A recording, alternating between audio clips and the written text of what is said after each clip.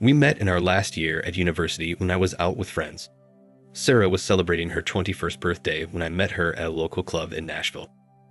I literally bumped into Sarah as I walked by her table, knocking her drink into her lap.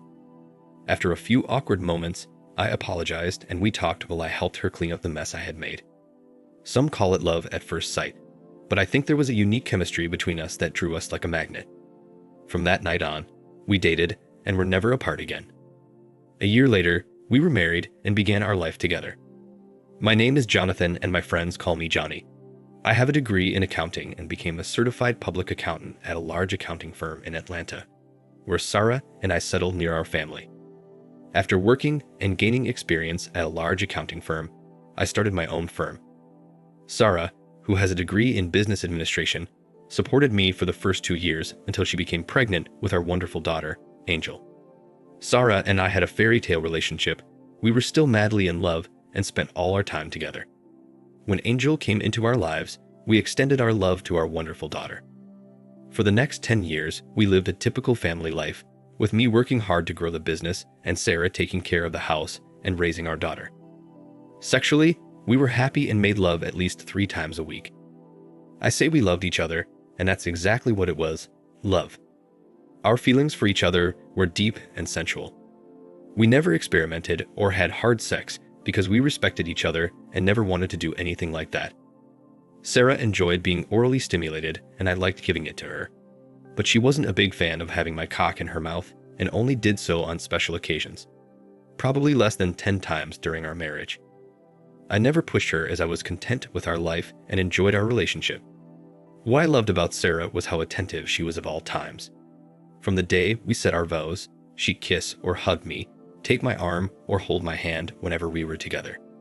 The intimacy in our marriage was incredible, and I loved every second of our closeness. Our friends always laughed at us and said it wouldn't last forever. But after 10 years of that affection, they finally realized we were a special couple. When Angel was 10 years old, Sarah said she wanted to go back to work. Now that Angel had a routine and came home from school every day at 3:30 p.m., Sarah explained that she did not want to sit at home every day, but wanted to go back to the real world. After hours of discussion, we agreed and developed a plan that would ensure Angel continued to get the attention a 10-year-old girl needed. Sarah found a job as a personal assistant to William, a lawyer 10 years her senior. The hours were good, and Sarah loved having adult responsibilities, which was good for her ego and confidence. She was no longer a housewife, but a businesswoman and mother. I saw how happy she was with her work and supported her. She was able to be home by 4 o'clock every day and was always there for Angel. Our family grew stronger as time went on. We had a comfortable life and lived in an upscale apartment complex with membership to a country club. Since we had no financial problems, we were able to save enough for Angel's college and our retirement. We lived a blessed life because we had our health, money, and happiness without worrying. As you can imagine, sex life changes after 10 years of marriage, and in most marriages, it slows down, and ours was no different. We went from making love 3 to 4 times a week to only 2 times a week, usually Friday and Saturday nights. Yes, we became predictable, but we still loved each other and enjoyed our closeness. Sarah never stopped being attentive and always showed me her love throughout the years. I enjoyed that attention and love, and the intimacy we shared was more rewarding to me than our lovemaking. Being kissed and hugged for no reason and being appreciated for her love was overwhelming, and for me, the best part of our marriage. I returned the attention, but Sarah always made sure I knew how much she loved me. Angel joined the math club and stayed after hours, coming home around 5 p.m. Around the same time, Sarah started working late 2 nights a week, which worked out well because Angel now came home at the same time I did. We never wanted to leave her alone at that age and made sure our schedules matched. William, Sarah's boss, was promoted to senior partner in his father-in-law's firm. When he received the promotion, Sarah had to work a few extra hours 2 evenings a week. Tuesday and Thursday nights she was home by 7 p.m., and I made sure dinner was ready when she got home from her long day at work. Other than those 2 nights a week, everything stayed the same in our marriage. My business was doing well now, and I was earning a good income. The company grew to 45 employees, and I had my hands full growing the business. We became a well-known and respected accounting firm that became a target for acquisition or merger with some of the larger firms in the area. Angel was now 15 years old and beginning to think about college and her future. Sarah still worked for William and was still as attractive as the day we met. The years had done Sarah good, as she maintained her slim figure, enhanced by her long, sexy legs and round butt. She had a pretty face, but never seemed anything other than professional and conservative. We both lived a lifestyle that others might call boring. We spent most of our time together at home or going to the movies or a family event with our daughter, and were always together as a family, never going out alone or without each other as a couple. I received a call from William, her boss at work, informing me that Sarah was to be honored for an award at a banquet the next month and that I and Angel were invited to attend. I proudly accepted the invitation and told Angel that her mother would be receiving an award for excellence in her profession. Since the award was a surprise, they wanted us there. Usually, these meetings were for staff only, and we were asked to keep it a secret until the award ceremony. In the last 5 years since Sarah started working for William, she has done excellent work that seemed to make her happier at home and boost her self-esteem. I know she worked hard and was well liked in her company, and now to hear that they wanted to show their appreciation made Angel and me proud. Sarah told us about an upcoming business meeting at the Ritz-Carlton downtown and that she had to work late and give a presentation to the entire company. She was looking forward to giving the presentation and had spent many hours on it in the weeks leading up to the event. At the time, she did not know we were invited or anything about her award, and Angel and I kept our secret. We could hardly wait for the event and Sarah's award. I took Angel shopping for a new dress, and I bought a new suit to make sure she would be proud of her family at the award ceremony. Sarah wore a knee-length dress with a back cutout that looked professional but still showed off her beautiful curves. She was an attractive woman and still desirable at the tender age of 37. Before the limo picked her up to make arrangements for the meeting, Angel and I hugged her and wished her luck for her presentation that evening. We had 2 hours to get ready after she left for the event, and we both got dressed on time and left to be at the event about 30 minutes before Sarah's talk. One of the hosts greeted us and seated us at a table in the middle of the room with a clear view of the stage. Angel and I were given special treatment, and everyone told us how much they loved Sarah and how delighted they were to meet us. We felt so welcome and happy to be there for our wife and mother. The lights in the audience dimmed as they began the introductions on stage. The spotlights flickered as the first speaker introduced the firm's founder, the CEO, and then William, the senior partner. William gave a brief speech about the company's successful year and then introduced Sarah, who was to share some of the past year's successes. Sarah came on stage looking as beautiful as ever, and I saw how proud Angel was when she saw her mother begin her presentation. In a professional and practiced voice, Sarah talked about the great year the company had had, their successes, and the future projects they were working towards. She spoke for about 10 minutes, and when she was done, she handed the stage back to William. But before she left, Williams took her in his arms and held her next to him as he spoke. Ladies and gentlemen, before Sarah leaves the stage, I would like to say a few words. Sarah and I have worked closely together over the past 5 years, and Sarah has become an integral part of our organization and my work life. I am convinced that without her, we would not have achieved some of the successes she has outlined today. It is my great honor to honor Sarah tonight with our highest honor, the Chairman's Club Award. This award is only given to employees who go far above and beyond the call of duty and are recognized for their commitment to the company. She received a large plaque and an envelope containing $10,000 award. With tears in her eyes, she accepted the check, hugged William, turned to the audience, and thanked everyone. Angel and I had tears in our eyes because we were both so proud of her mother. The people at the table all hugged me, and it was one of our happiest evenings. We were both bubbling with pride and could not stop smiling. The lights came on, and it was time for a drink. I took my daughter's glass and told her I'd be right back as I walked to one of the bars on the side of the room. The lines for drinks were long, and I saw an empty bar near the stage and walked over to get a double jack and a soft drink for Angel. Feeling happy and generous, I smiled and threw $5 in the tip jar, took my drinks, and turned to go back to my table. It was at that moment my world imploded. On the way back, something caught my eye, and I turned to see what it was. Behind the curtains, protected from the gaze of others, a couple was hugging and kissing. I thought this was strange and out of place at such an event, but thought nothing more of it until I recognized the dress.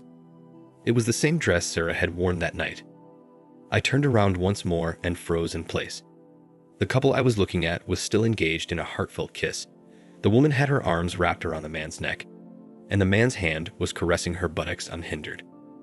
The way they embraced made me realize that this was not the first time they had shared this intimacy. The couple obviously felt safe behind the curtain and allowed for intimate feelings. I felt like I was having an out-of-body experience as I watched the action.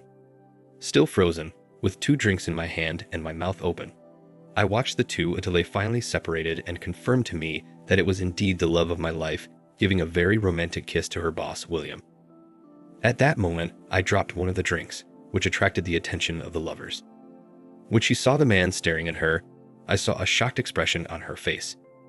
At that moment, I felt myself returning to my body and regaining my senses. I was speechless, feeling my stomach sink to the floor and a sudden deep pain in my heart. Not knowing what to do, I simply turned around and walked back to my table with the remaining drink in my hand. At the same time, Sarah came running after me and was just able to reach me before I reached our table. Honey, I just found out that you and Angel are here for the awards ceremony. Thanks for coming, sweetheart. What you just saw wasn't what it looked like, honey. We can talk later, okay? I just nodded and went to our table, where Sarah appeared and was congratulated by everyone. Angel gave her a big kiss and a hug and was so happy for her mother. I was still in shock and just sat there quietly with what I assumed was a sad expression on my face, not saying a word. Sarah said she had a few more things to do and would join us again soon. Angel noticed my change in attitude and tried to ask me what was wrong. I just shook my head and said nothing more for the rest of the evening. It was clear that I was distraught and no longer happy to be there for everyone around us. I know what I saw, and it was much more than a friendly kiss. In fact, Sarah and I had not kissed like that in years. Thinking back, it had been over 5 years since we had kissed so passionately. My brain began to work as I thought about those years and how things had changed. I knew there was going to be trouble, but at that point, I was not sure exactly what it was. We drove home while Angel and Sarah talked about the night and how proud she was of her mother. Still shocked by what I had seen, I said nothing and just drove home, lost in my own head. Both girls noticed my silence and tried to get me to talk, but I remained persistently silent. Sarah knew it was not good, and she tried to make up for it by being sweet and extra affectionate, but I did not want to hear about that night. I tried to keep my feelings away from Angel, but being an intelligent girl, she knew something was bothering me and was smart enough to leave me to my own devices. Before Angel went to bed, she whispered in my ear, Dad, if you want to talk, I am here for you, okay? She gave me a hug and a kiss before going to bed.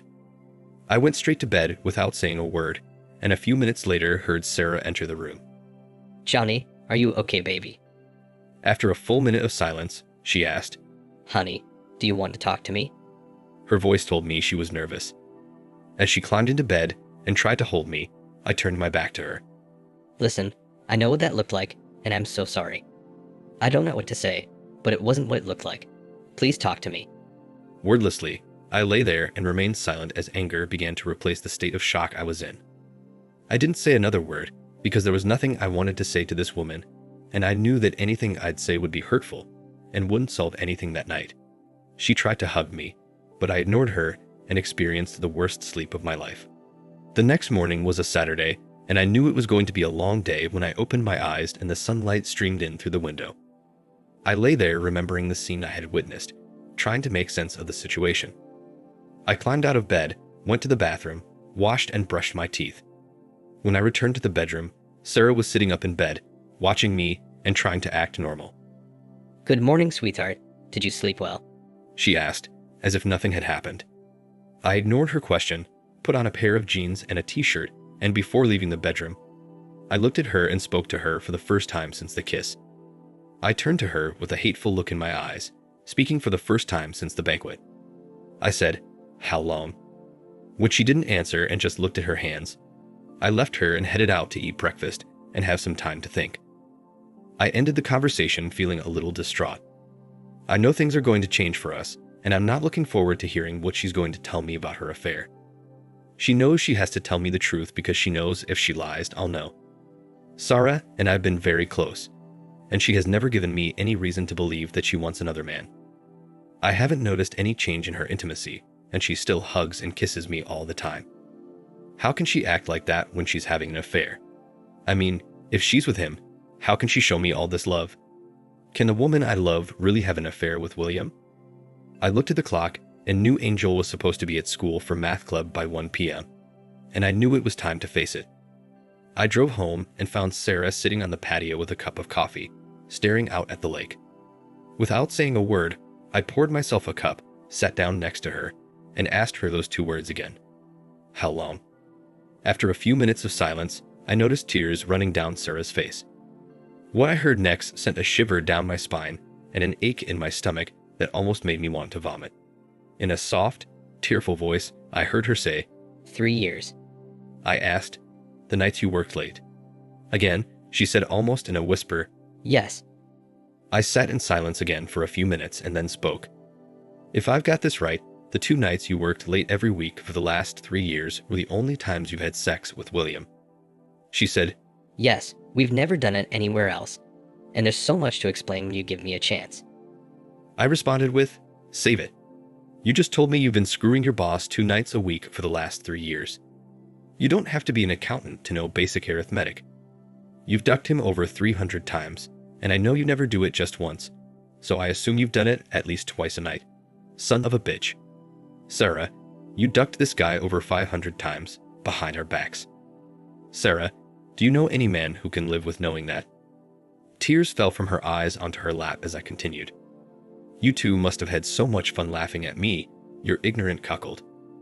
I can only imagine what you said about me, or how he made fun of ducking my wife behind my back. Thank you so much, Sarah. I never thought you would do something like that to me.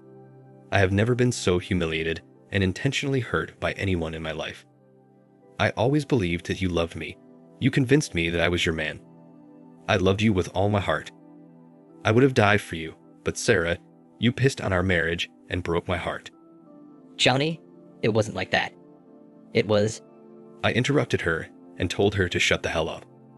I got up and walked off the porch while she sat there crying and begging me to stay. I kept my cool on the outside, but on the inside, I exploded and went for a ride to get my emotions under control. The feeling of betrayal was new to me, and I needed time to process my feelings, what she was saying, and what I would do. I needed to talk to someone, and the only family I had left was my brother Tony. We were very close growing up, but we took different paths in life. Tony spent 5 years in a federal prison for drug trafficking and moved in dangerous circles.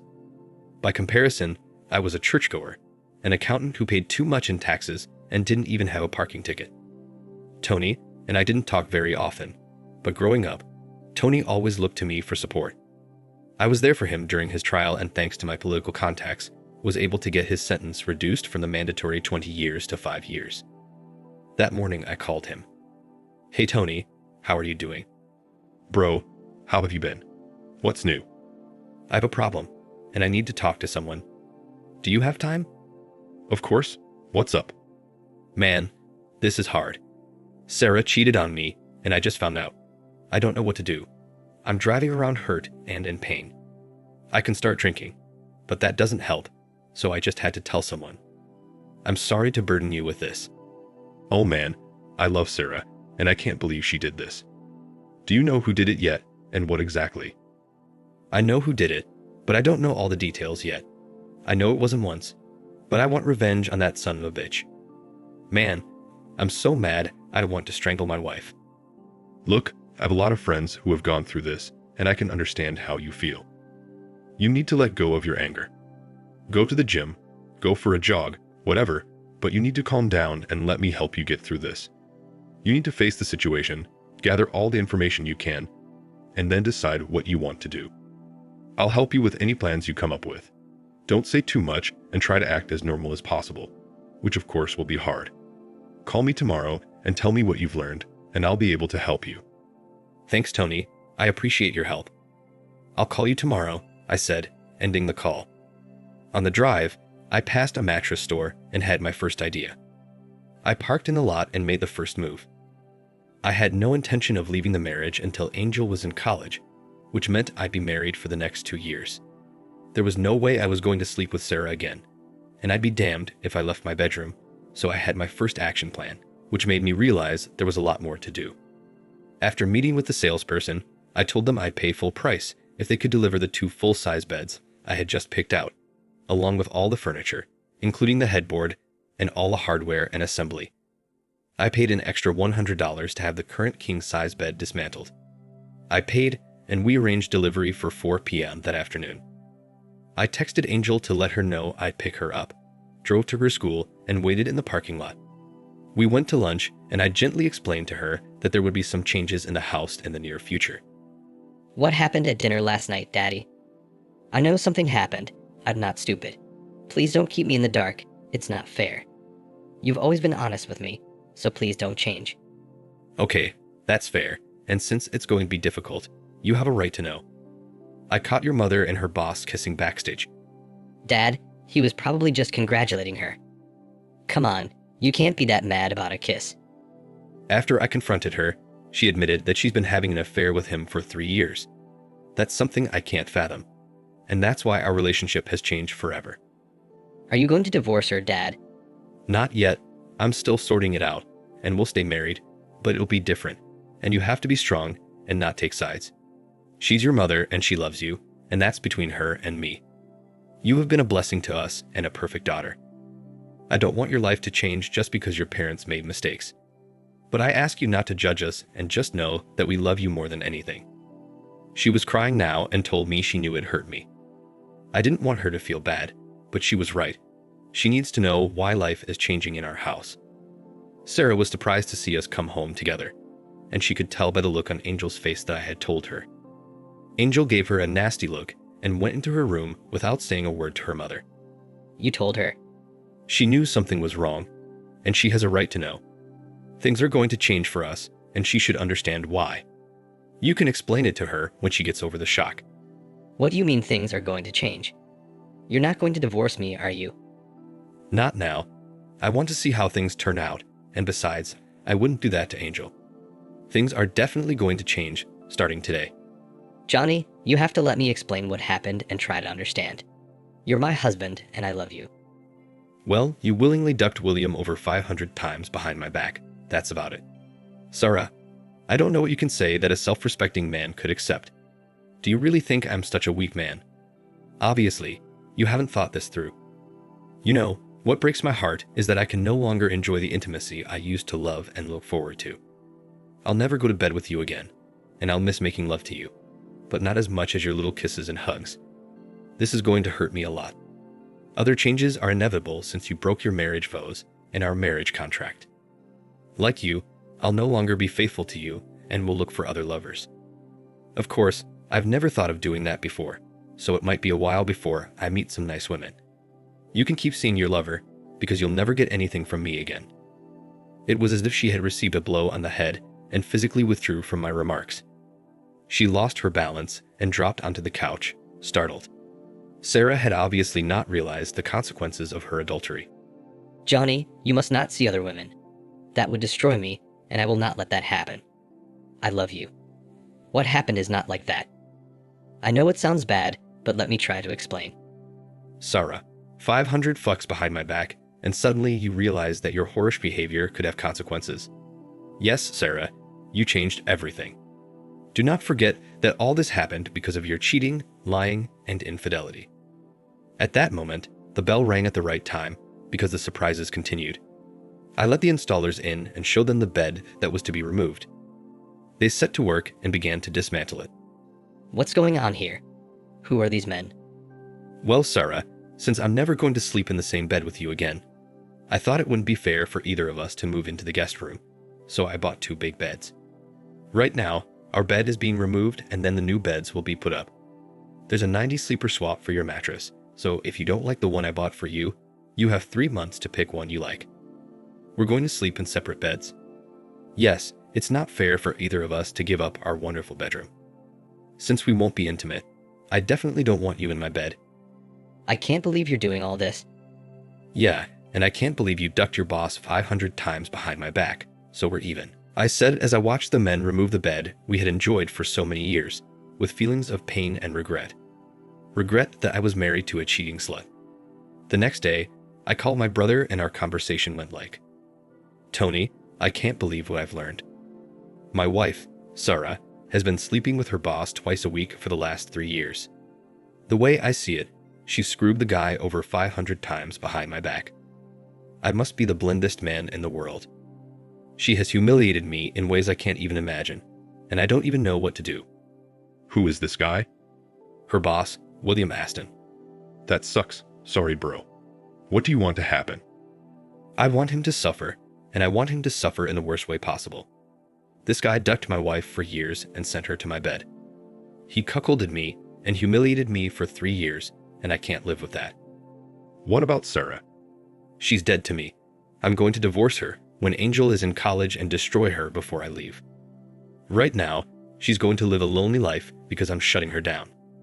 If she tries to divorce me before Angel goes to school, I'll ruin her career and expose her depravity in front of everyone. Dude, you're in trouble. If you want, I'll take care of Mr. Aston, and you take care of things at home and try to keep it all together. Tony, I don't want you to get in trouble, so don't do anything you could get arrested for. Do you understand me? Sure, brother. Don't worry about it. We'll talk again soon. The following weeks were stressful at home. Sarah tried to engage me in conversation, but I refused to answer her more than a word or two. I could tell she was frustrated and tried to help me forgive her, but I was still hurt, angry, and unyielding.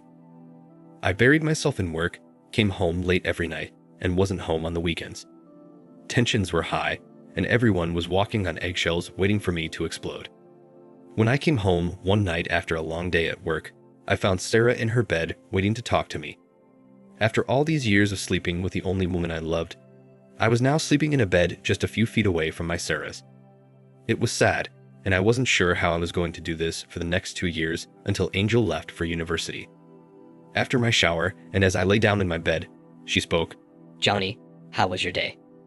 "Good," was all I said. "Johnny, I've been thinking, and I want to discuss some things with you and see what you think. I know you want nothing to do with me, but I still love you, and I want to try to make things better, even if it's just small steps. I've been thinking that maybe I should quit my job. We really don't need the extra money, and I can spend time being here for you. What do you think, baby?" As hard as I tried to keep my anger under control, when I heard her call me baby and try to take advantage of her intimacy, I just flew into a rage. I sat up and spoke in a nasty voice as she looked at me with a stunned expression. "Listen, Sarah, I don't give a shit what you do. Work, don't work, duck your boyfriend, find a new cock to duck, it's your life, do what you want. And don't call me baby, honey, or anything other than Johnny. The more I think about it, you should keep your job and your 2 weekly duck sessions with William because you'll never have me again." I said with tears in my eyes as I rolled over and laid my head on the pillow. I heard Sarah start to sob as she began to understand how much her betrayal had hurt. "Johnny, you don't have to say anything, but please just let me talk. I can't tell you how bad I feel and how sorry I am to have done this to you. I want you to know that I never stopped loving you. The pain I've caused is beyond anything I could have ever dreamed. Not being able to touch you, kiss you, or hug you is killing me. The coldness I feel from you has broken my heart. Yes, I miss you in bed, but I can't live without your touch and love. I don't know what to do or how to fix this, but I don't want to lose you. Please know that I'm here when you're ready to talk or ask something, and I'm ready to tell you everything. Johnny, the tensions in the house are toxic, and I'm afraid they're getting to Angel too. She's spending more and more time with her friends and doesn't want to be here anymore. I was thinking that maybe we could do some counseling to find a way to live together without this hatred. Would that be something you'd consider? I don't expect an answer, but think about it. If not for me, then for Angel. I know it's my fault, but it's not fair to her. She'll be gone in a few years, and we don't want her to spend her last years in a hateful house." I sighed and realized she was right. Angel was living through this nightmare, and it was not fair. After a few seconds, and to Sarah's complete shock, I answered her. "Okay, make an appointment, and I'll go. But let me be clear, I'm doing this for Angel, not you." Sarah smiled and felt that she had made some progress. Her tears were now tears of happiness. In fact, the next evening, Sarah told me she had found a therapist and would meet with her alone the next day. She said we had set up a couples meeting for Friday at 3 p.m. I knew Sarah was right, and if I did not want to spend 2 years divorcing her, we had to find a way to live in peace. Angel was all excited when she heard we were going to counseling and hoped there would be a way to get her family back. She smiled for the first time in weeks when Sarah told her. Johnny, Angel is so glad you agreed to couples counseling. You should have seen her smile when I told her. She said that night when I got home from work. I went to dinner alone every night after work because I did not want to spend time with Sarah. The problem was that I also missed my Angel and wanted to find a way to be home for her. I missed her smile, her hugs, and her calling me daddy. Sarah went to her solo counseling session and was wiped out that evening. When I got home, I found that she had been crying, and I realized that it was probably hard to tell someone that they had cheated on our family for years. Somehow, I had no sympathy or compassion for the woman who had broken my heart. My brother Tony called me later that week to tell me what was going on. He explained that he was still owed some favors from his former acquaintances, and that the debt they owed him was not in cash, but in favors for what he had done for them. He told me not to bother, that everything was in control. After contacting one of his associates, Tony explained the situation. They understood and told him they would take care of it and let him know when it was done. Tony explained that they did want to hurt him, and they wanted to leave it so he would remember it for the rest of his life. He left it in their hands, and he knew it was not going to be pretty. Tony gave them the man's name, the place where he worked, and his phone number. That was all they needed. I guess, when Sarah told William that I had found out about their affair, he was heartbroken. He loved Sarah and the way she made him feel. Apparently, they considered themselves a couple when they were together and shared their love during that brief time alone. After their affair became a habit, neither of them believed that their few hours a week could hurt anyone. They were simply two friends spending some time together. Both believed that their spouses never gave up anything or missed their love and time. It was only a few hours a week, and neither spouse missed their short time together. It was the perfect relationship that gave them the excitement and extra love that had been blunted by many years of marriage. After meeting Dr. Winters, the counselor, we began our session. It went exactly as I expected, and I listened as the counselor began the conversation. Johnny, Sarah, and I met this week, and she explained everything to me, and I explained to her how things work in our sessions. I thank you for coming and trying to find a way back. Please be honest with your answers and understand that everything that is said here stays here. I have heard everything and nothing you say will shock me. I am saying this so you feel comfortable speaking openly to a complete stranger. I nodded and waited to see where this would lead. Sarah, please tell Johnny what you hope to get out of these sessions. My cheating wife looked over at me with tears in her eyes and said, Johnny, there is so much I want to tell you. I want to bring our family back together. I want to touch you and love you again. I want to find a way back to you and have everything the way it used to be. I must say, her emotions were moving, and I felt she meant every word.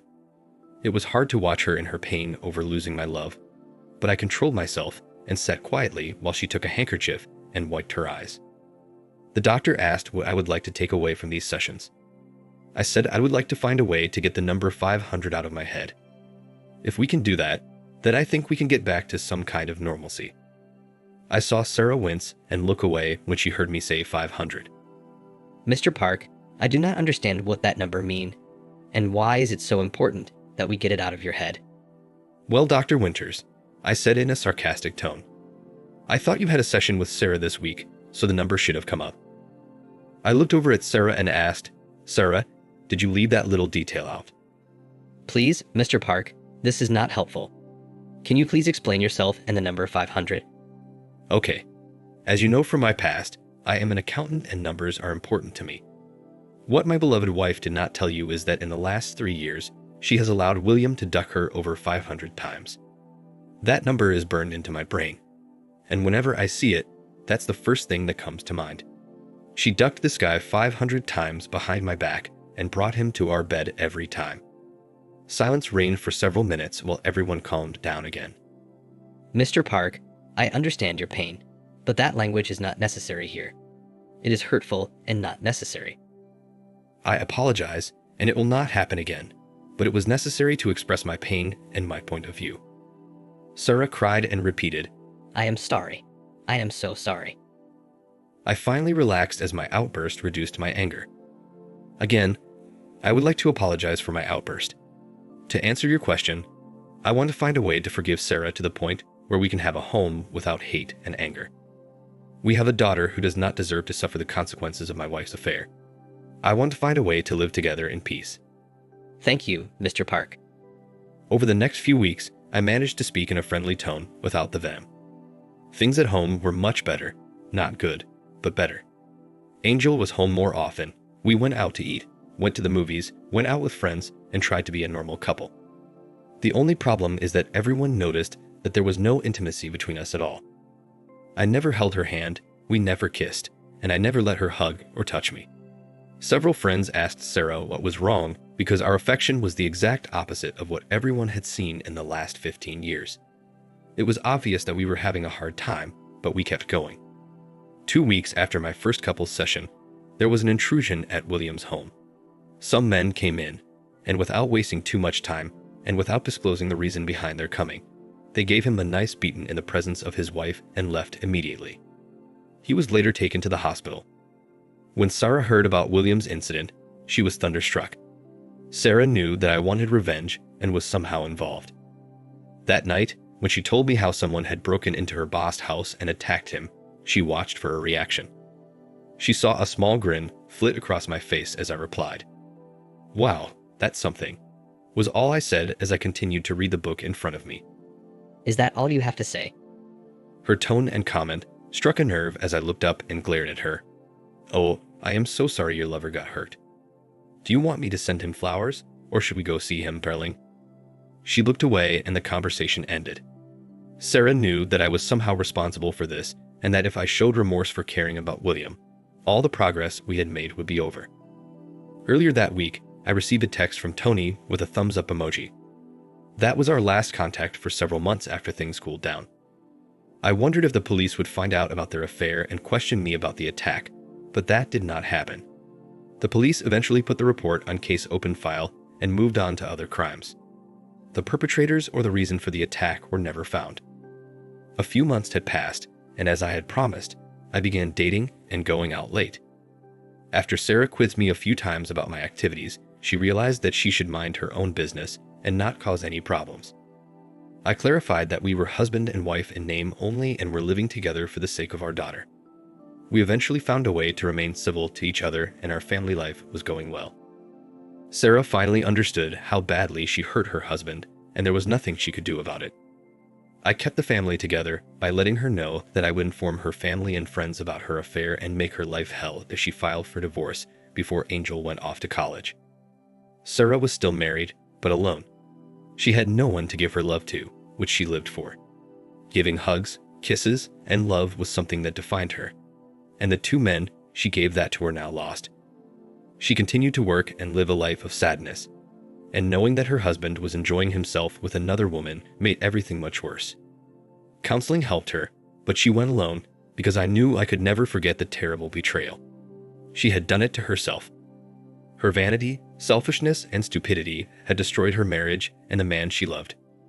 She found no sympathy in Angel, who still loved her mother, but every time she complained about her father, she reminded her that she had done it to herself. Angel kept telling her how much her father loved her and how dejected I was that night when I saw her with another man. Angel would never forgive her mother for hurting her father like that, but she would always love her mother. After Angel left for college, I came home one day with the divorce papers. A year earlier, I had considered ruining the finances and destroying Sarah, but I relented and split things evenly. Over the course of the last 2 years, I forgave her, but the love I had once felt was gone forever. Sarah was not shocked by the divorce papers and signed them without protest.